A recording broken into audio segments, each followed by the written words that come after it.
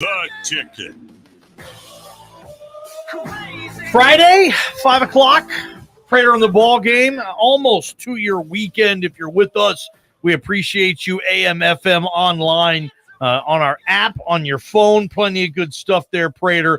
Got some Boise State stuff we want to talk about in two giant attractions in fabulous Las Vegas. I think people are still forming a line to see Wemby make his debut. I'm talking about Victor Wembanyama, Prater. San Antonio Spurs will play in the Spurs NBA Summer League game tonight. I believe, 7 o'clock on ESPN? Yes, sir. And Drew Timme just wrapped up his debut with the Milwaukee Bucks in the Summer League. He actually played a little bit, scored some points. I didn't see his final stats, but he got in, scored at least a couple buckets. So the Drew Timme NBA experiment is off and running. Let's do it. We talked about this earlier in the show. Let's go back to it. And Bronco Nation, how do you feel about this? The local players on the roster of this football team. You said it kind of comes and goes. Certain eras have more Idaho players on it than others. And this one now, Prater, break down this roster. Not a lot of local flavor when it comes to Boise State football. Yeah, I mean, in terms of the impact, there are 20 local players on the Boise State football team right now, and I confirmed that with Boise State today. There's 12 on the roster right now. There are 6 walk-ons that will join the program in the fall, in August for camp, and then a couple of other signees, the Carson Rasmussen kid that signed, and then another kid, I can't remember, I think he was out of Burley. So there's 20 Idahoans on the Boise State football roster. For the purpose of this conversation, no offense, guys, but if Dad's listening, we're taking the walk-ons off this because I've never seen them in college. There are walk-ons. Walk-ons at Boise State could become walk-ons one day and then scholarship superstars the next day, but let's wait for that to happen. We're going to kind of focus on the players that we know about. Basically, the 12 on the roster right now is what we're going to focus on. There is a decent number. 20 is a good number. That's a really, really good number for Boise State. I think Andy Avalos has done a really nice job of cultivating Idaho talent, especially in an era when between Idaho State, and College of Idaho, let's throw them in there for the purpose of this, those 3 schools have well over 100 Idaho kids. Not everybody can play Division I football, and Idaho is getting better at producing Division I football talent. It's struggled for a long time, and it still struggles mightily at times. But I think Andy Avalos is doing a nice job of getting the players that make a difference. And there's a couple on here. Out of the 12 ball game, here's the 20 on the roster. That's good. Here's the bad news. The best player out of the group is the kicker, Jonah Dalmas. It's not even close. Okay. Jonah Dalmas is a critical, important part of this football team on and off the field. He's a leader. He's good. He's dependable. He's going to get a pro career or at least a pro shot. And let's see what Jonah Dalmas does.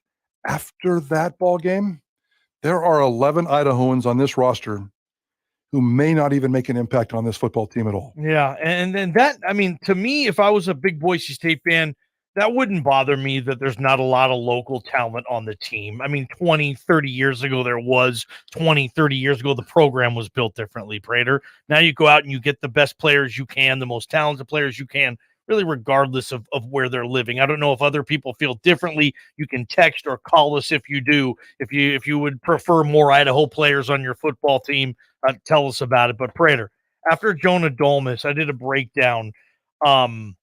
Tyler Crow has touched the football 44 times in his career. Okay. 44, it's either carries or catches. Mm-hmm. That's the next most experienced local player on this team is Tyler Crow. Another Ty Tanner, had 9 tackles last year, got in, I think, 12 or 13 games. He's a Rocky Mountain kid, linebacker, and he might get a look to have a much bigger role this year, if not on the field as a 2-deep player, certainly on special teams. After that, Prater, there's just no one who's done a lot or had a lot of game action of the local 12 players on this roster right now. And some of them, Prater, have never even stepped on the field. And Prater, I don't know if they ever will. 7 of the 12 have never played college football. Just never stepped on the field. Never played. Have never played a snap, have never played it down, according to the records at Boise State of college football. So here's the good news, though. I mean, Jonah Dalmas is a senior and obviously very experienced. You mentioned Tyler Crow.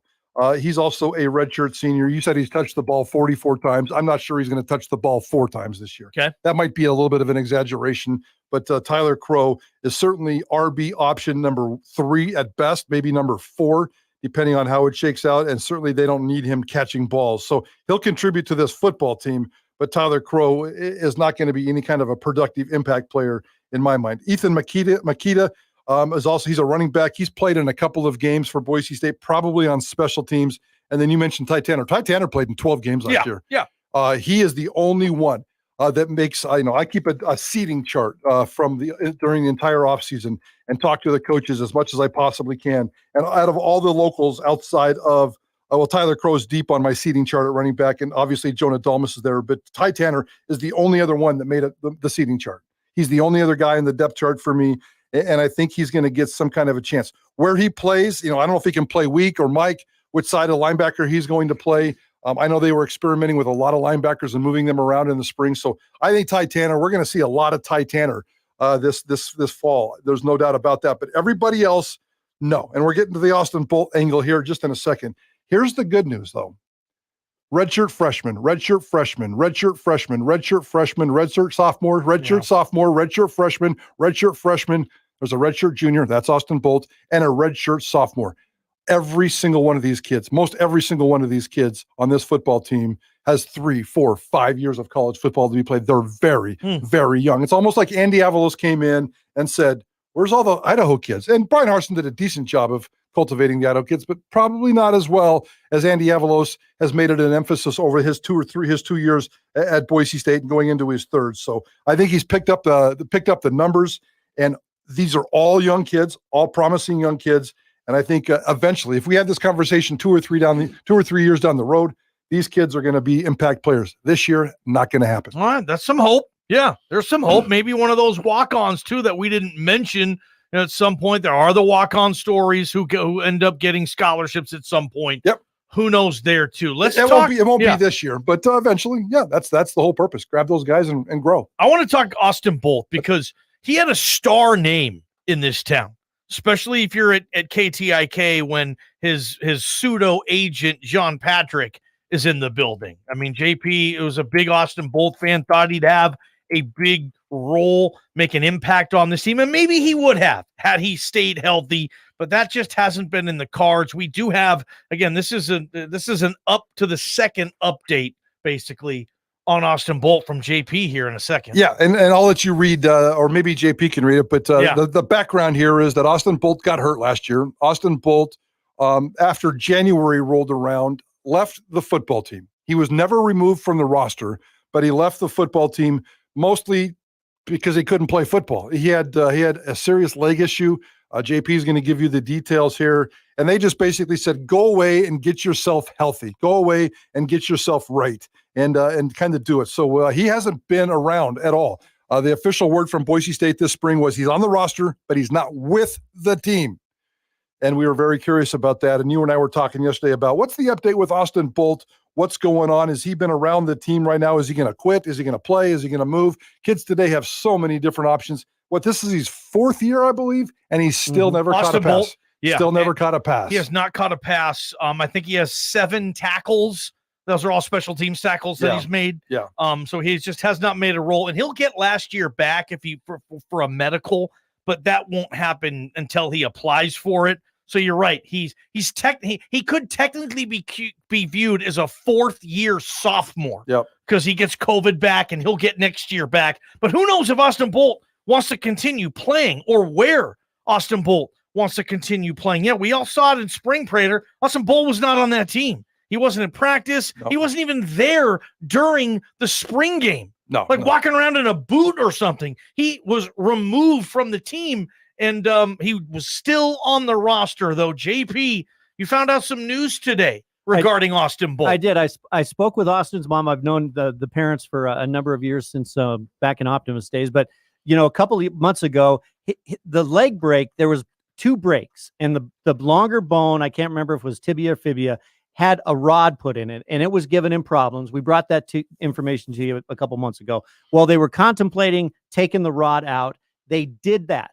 So about a month ago, they removed that rod from his leg. Said he's been working out with the team. He's not feeling pain like he was before. His leg's at about 95% right now, and he should be fully released for football activities by the doctor in the next week or two.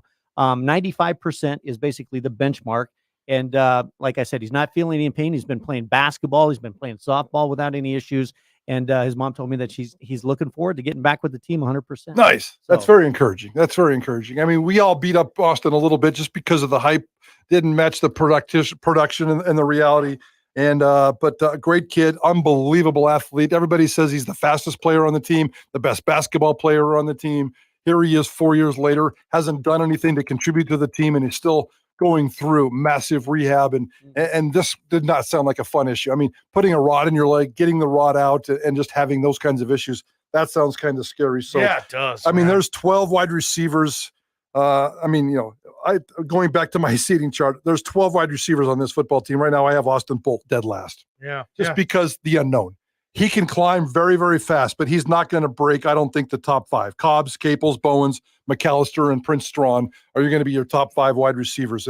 If Austin Bolt can just get some kind of traction, almost treat this year like a freshman year, and just get some kind of traction, some kind of production, and close this sucker out with 2 or 3 nice years of playing college football, I think that's the best we could expect from Austin Bolt. Everybody's rooting for Austin Bolt in this town. They really are. And he's a good kid from all accounts. And he's just had some unfortunate injuries. Another thing, too, was he kind of came here as a tweener. It's like they didn't know where to play him, Prater, the tight end circus McGurkus out there. You go to practice, you're like, why is he a tight end? He looks like a beanpole. He shouldn't be playing tight end. Come on, man. Like, let's use his speed on the outside. And, he was a tight end with Brian Harsin in 2020. And then in 2021, Andy's first year was too, but it just feels like they haven't decided where he'd be the best fit on this team. And let's truly hope that Austin Bolt gets it going. And I had a couple of text messages coming in, and as far as I know, Ty Tanner is on the active roster. You talked with the sports information director today, went over some of these names, but apparently he was considering leaving the football team, going on a 2-year LDS mission, and then coming back to resume his career. But I double-checked that he is still on the roster. I don't know what that means or not, but something to keep an eye on out there, I guess, with Ty Tanner as well. But the bottom line here, Prater, not a lot of local when it comes to Boise State football. A lot of numbers, just not a lot of impact players. Your best player from Idaho is a kicker. Yeah. And that's a fact, Jack, but damn it, he's a good kicker. He's a darn good kicker, man. And yeah, absolutely. What do you guys think? Does it bother you? Be honest, but there's not a lot of local impact players on this Boise State football team, or as long as they're winning games, that's what's important. So let's talk about that in two giant attractions currently in Las Vegas. And these lines to watch these summer league games. Holy shnikes. Prater on the ball game. Idaho Sports.KTIK, the ticket. From the Beacon Plumbing Traffic Studios, this is